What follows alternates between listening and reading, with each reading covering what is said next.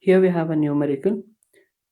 The length and breadth of a thin rectangular plate are measured to be 2.1 plus or minus 0.01 meter and 1.1 plus or minus 0.01 meter. Calculate the percentage error in calculating the area of the plate.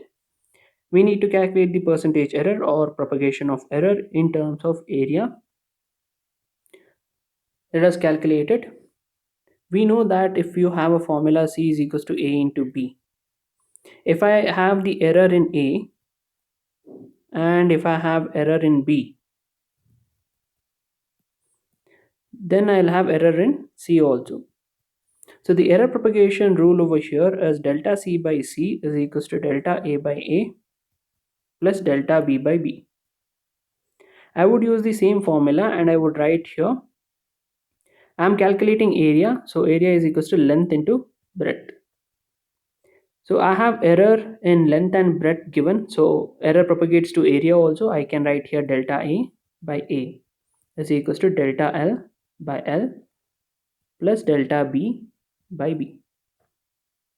Because they have given error in L, this is L plus or minus delta L into B plus or minus delta B.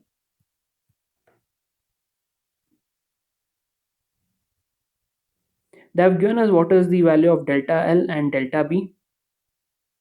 You can write it down. Delta L was given to be 0.01 divided by 2.1 plus delta B is given to be again 0.01 divided by 1.1. Delta A by A, we would get the final answer here. Approximate answer that we would be getting here is 0.01. There is the answer that we would be getting. The answer what we have got here, this is our relative error. They have asked us to calculate the percentage error. If you want percentage error, multiply 100 on both the sides.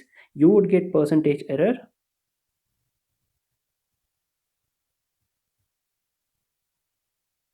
is equals to 1%. Thank you.